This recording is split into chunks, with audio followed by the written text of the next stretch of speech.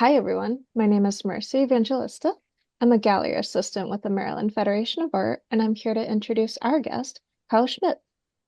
During Carl's photography Hello. process, he undergoes several nuanced considerations behind the subject's existence.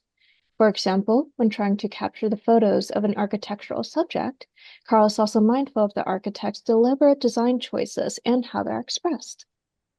We're also doing something a little different today. We're also going to be briefly discussing our host Will Scott's work. In addition to being an art historian, he's also a photographer. Viewers can see both of these photographers' works in person in our After Dark exhibition Circle Gallery until November 23rd. Thank you both for being here. Well, thank you. I appreciate the invitation. Thank you, Marissa, for your introduction and your ongoing technical support. And Carl, I'm very anxious to talk with you today, and I appreciate your willingness to participate because I really think that your photograph is in our After Dark show, one of those examples. I don't know if this ever happens to you, but you go and you see another artist's work and you think, "Oh, I wish I'd taken that." Uh, and of course, your most noticeable thing in your photograph is the domino sugar sign. So I want to kick us off in our conversation with asking you if that's something that you photograph frequently, or also to the same point, is that your street in your neighborhood and you can see the domino sugar sign, or just give us a little idea about why you chose to take a photograph of that. Sure. First of all, thank you for the feedback on my work. I really appreciate it. Um, to answer your question, yeah, I mean, I've lived in and around Baltimore since about 1997, and so whether I'm photographing in my the neighborhood, I've lived in a couple of neighborhoods over the years. This particular one, yes, is currently near where I live. I do try and take the camera out and just kind of explore where I'm going, what I see in the city. And, I think that when it comes to the Domino Sugar Factory sign, certainly it's a very iconic, if you will, aspect of the city skyline. And certainly at night, when you're out and about, it's on very prominent display, of course, and being very recognizable. I think though the image itself, when it comes to photographing or looking at a composition, I think definitely having, at least for me, what I really enjoy about nighttime photography is that kind of sort of extremes you get from, very and strong contrast that you get between certainly the very bright areas, street lights, signs like factories, car headlights, and then you have these very, very deep kind of dramatic shadows that are in the images as well. And so um, I think that I included the sign certainly because it's recognizable, but I felt like it helped to really add to the composition because of course the sky is very dark. And so having sort of that bright sort of contrast up there, I think helped to balance out the composition. Well, it's interesting that you described it in that way and the importance compositionally of the sign, because you and I and probably, I'm sure Marissa and the people that will be viewing this later uh, all know that sign, know where it is, know how prominent it is on the Baltimore Harbor skyline. But what I think makes this such a strong photograph and such an interesting photograph is that while it's prominent, it's not dominating everything else. In fact, you mentioned the composition, the way that you use the lights on the different buildings to step back to that as sort of the focal point is something you're presenting this to me in a new way. I'm seeing it in a new way because of your insight and your presentation of your photograph. And that's one of the things that I think it's a challenge to take a familiar thing and photograph it again and do it in a more original way. And you've certainly done that. And that's one of the things I find so intriguing and remarkable about this. You also mentioned something else that struck me, and that is the contrast, the dark shadows. It looks like there's a clump of trees down at the end of the street on the left. Mhm. Yep. The house that's closest to the camera on the right is very much in darkness. All of that is balancing one another, the two dark areas against the light, etc. Pool of light in the intersection of the street is interesting, as are the reflections in the on the water in the gutter, all of those kinds of things. Before there is a question, a specific question I want to ask you about the composition that we haven't touched on. That billowing smoke is really steam from the plant itself, isn't it? Yep, that's correct. It's steam from the plant. Yes, and we don't always see that. That's not always present. So, did you predetermine that you would go and take some photographs when it was billowing in this way and from this vantage point, or was that accidental? That was definitely accidental. This was, I actually what intrigued me about the potential compositions that night was actually a rainstorm had come through. And so you notice the water on the streets and that sort of thing. And yeah, a rainstorm had just come through. And so it's wonderful that you notice the reflections of the pools of the water and the stream kind of running down the side of the street. That was actually what I was originally looking for, was interesting reflections, not just from Mhm. the lights up into the sky, but I love water in the sense that you see water's presence by its almost by its effect on the environment rather than literally the liquid water. And Mhm. so when it comes to reflections from street signs, with again the Domino Sugar sign or lamp lights from the row houses, that was really what kind of started me out there that night.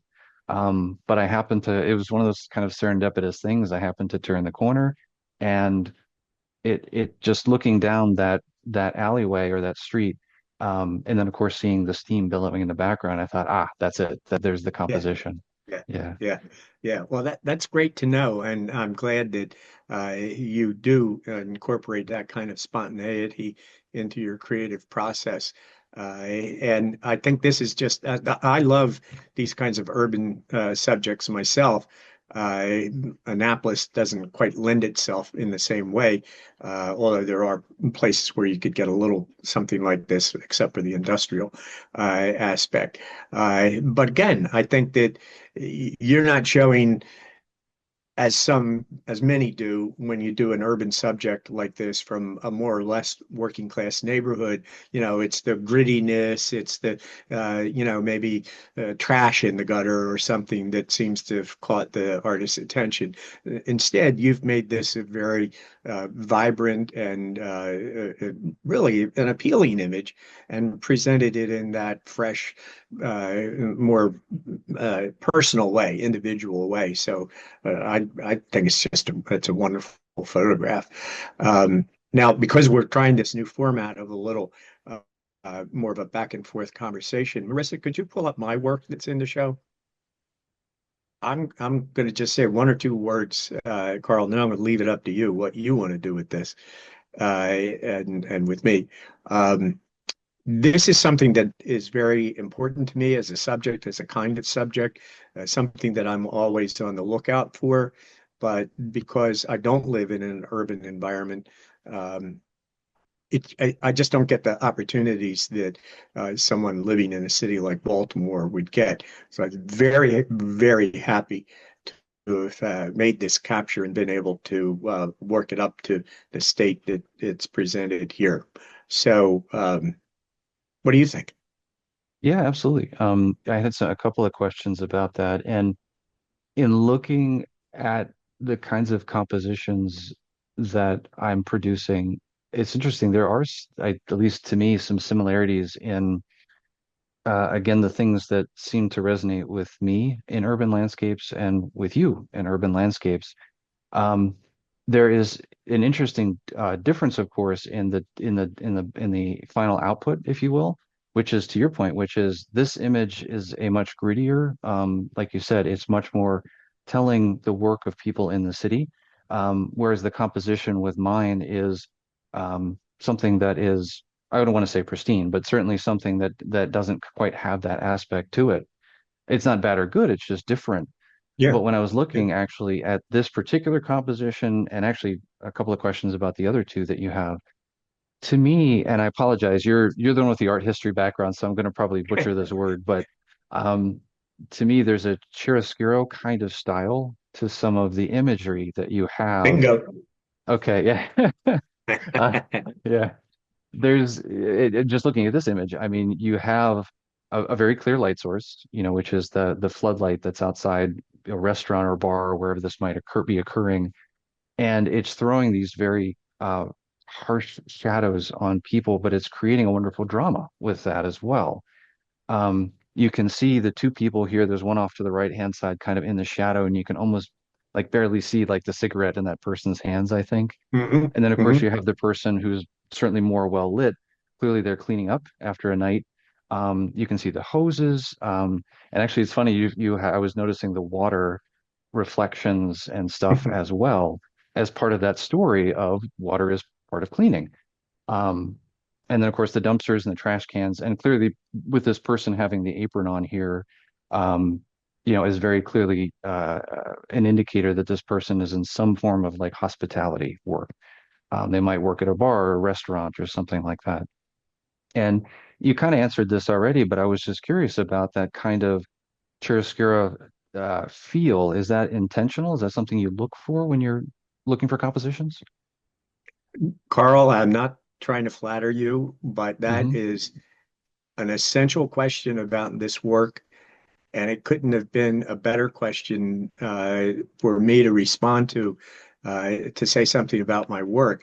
Um, as a trained art historian, in my program, we had to identify three areas were our doctoral qualifying exams, which we might expect to be questioned about. And one of the ones that I chose was Dutch 17th century art. Uh, and as you probably know, uh, they were one of the first European uh, cultural groups to paint regularly commonplace people, people at work, so-called genre scenes, scenes of everyday life. But here's for me, the most pertinent part of responding to your thoughtful question, and that is lots of people, when they see my work, if they have an art history background, particularly in photography, will say, "Oh, you've been influenced by, or you must have been thinking about so and so, or are you trying to, sort of riff on a major artist's work?" And that almost never happens intentionally, but it has certainly happened here. And as soon as I got back to my monitor and was able to look at this and have the software tools to manipulate it, I immediately thought, oh yeah, that figure that's hidden almost entirely in shadow and the drama of Hmm. the light, and the way that light both tells the story and organizes the composition, but also adds them, all of those things were in my mind as I was working on the image, making the photograph, but not at all when I took it. It was just an Yeah. interesting view down the alley with this guy in the white apron. That's what caught my attention, So, and in fact, I tried to rediscover where and when I took this, uh, made this capture, but I had a big disaster about a year ago and lost about 10 or 20,000 of my photo files. And so I couldn't find this one. I mean, I only have it because I had stuck it in a folder, but it Hmm. didn't have the metadata attached to it. So I couldn't recover. Anyhow, uh, so I mean, you've given a reading that I'm very excited to hear because it means I'm communicating something, at least something about the aesthetics of my work. Yeah, absolutely.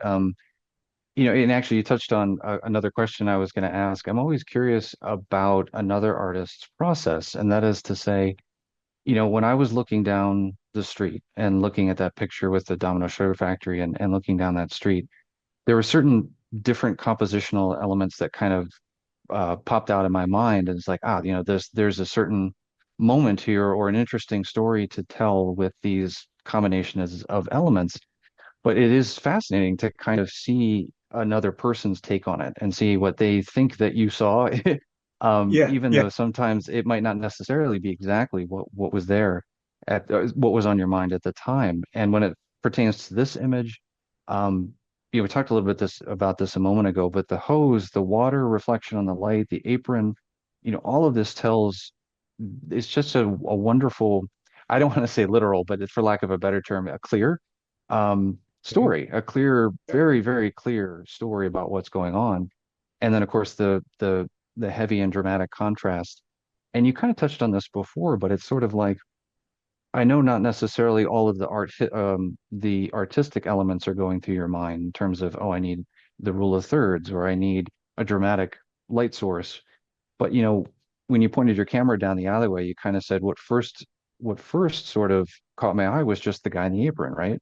And then did the composition sort of bloom from there, or was there more to it? How did that work? Well, that's also a good question, and you've really sort of very succinctly hit on my process, if you will.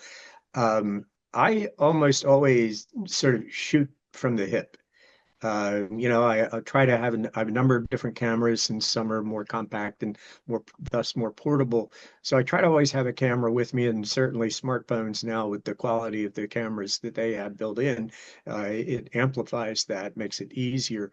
But I rarely sort of set an assignment for myself, and go off and make sure I have my tripod and the best camera with, the best lens. And I don't work that way most of the time.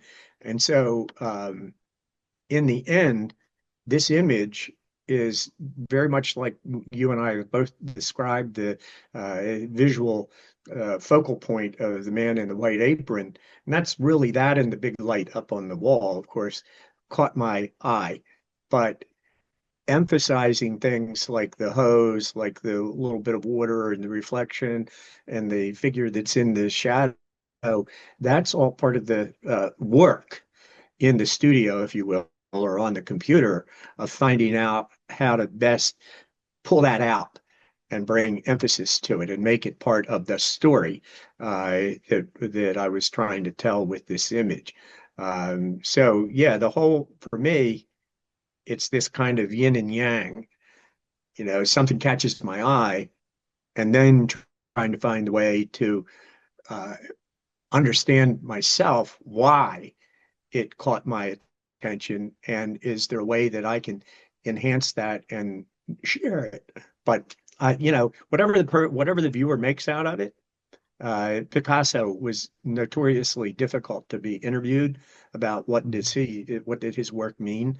And at one point, I think it was him who got aggravated with an interviewer and said, "Well, it's not my purpose to tell people what to think about my art. That's for them. That's their job." Yeah.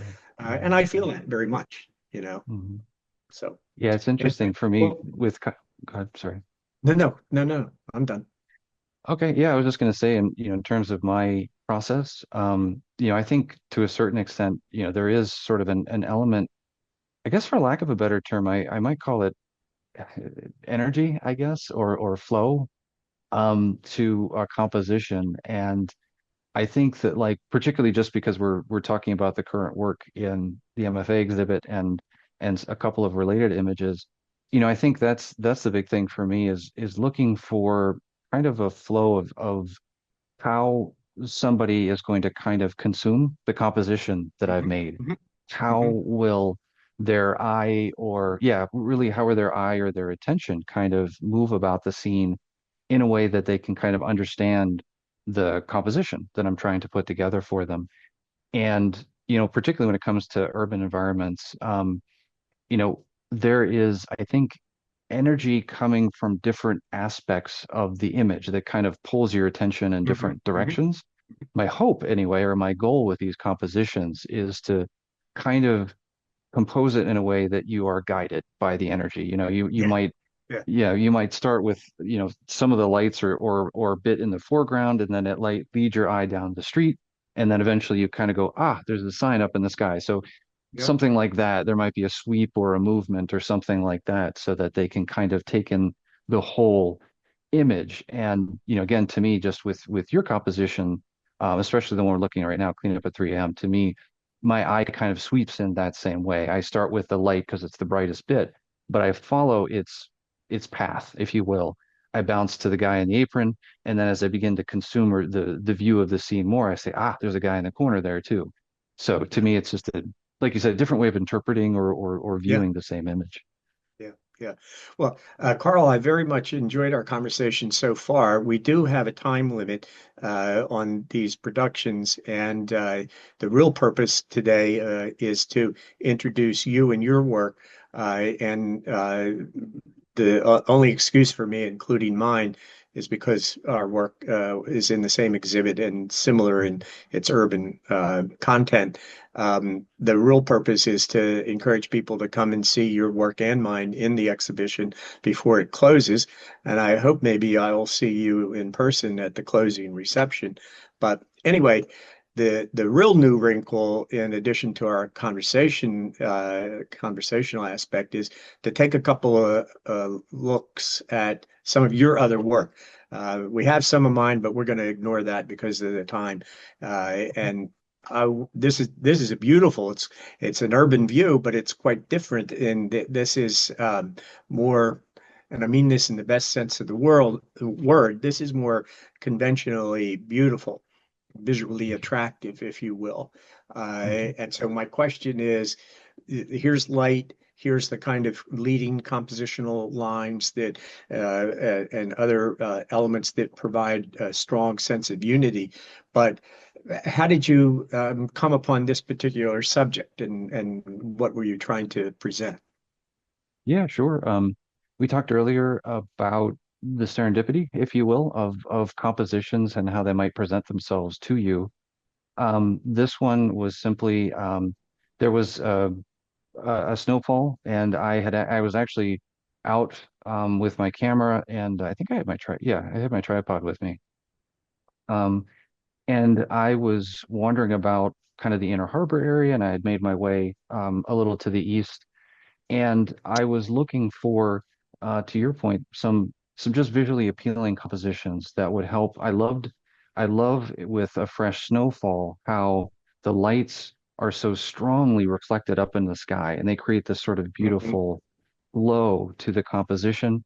Um, and from the technical perspective, it's kind of nice because it allows the buildings not to necessarily sort of just disappear as sort of shapeless things in the background.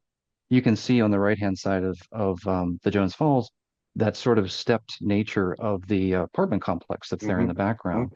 And I really wanted to keep those sharp kind of lines through the composition. And my hope is that it kind of leads you down to sort of the bright area where the that tall building in the back is the shot tower, and then of Yeah. course the Yeah. bridge, and then kind of coming towards you with the Jones Falls.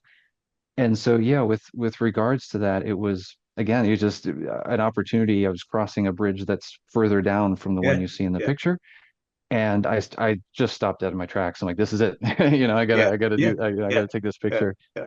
Yeah, Um, that's kind of that's part for me at least. It sounds like for you too, as an artist, part of the excitement of creating art. You find something unexpectedly, but you have the tool in being a creative artist to record it or interpret it and share it with others.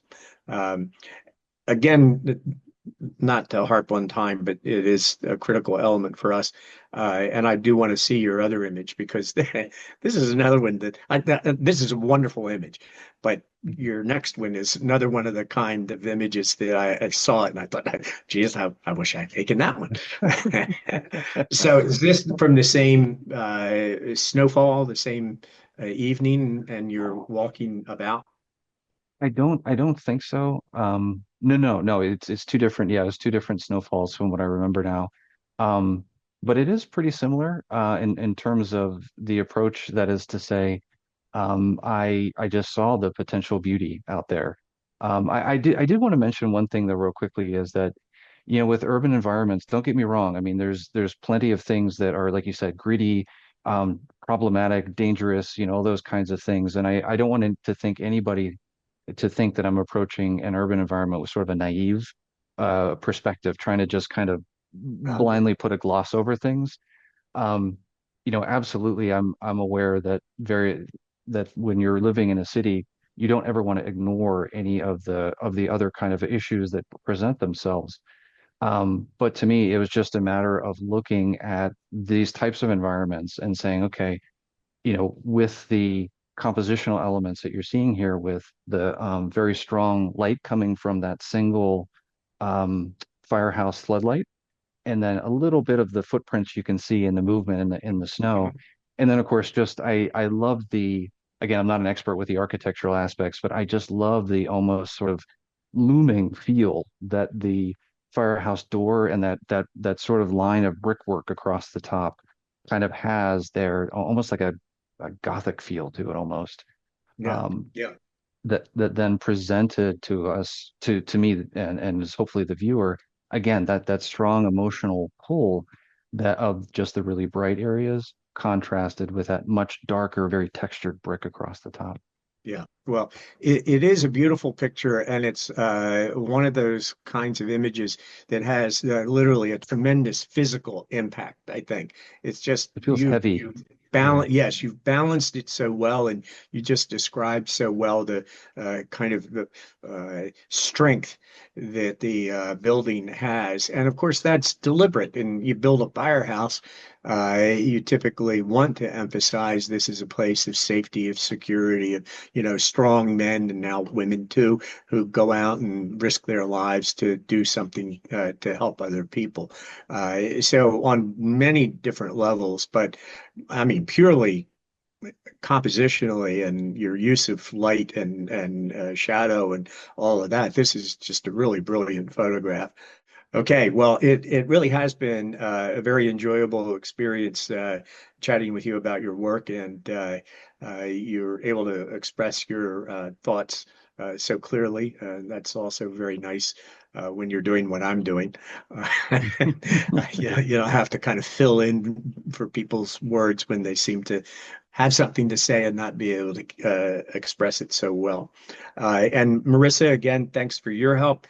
And I think this will, I hope, be very interesting for our viewers when we get it up. And just to remind you, Carl, when we get it up, get it edited, we'll send you a copy. You can do whatever you want with it.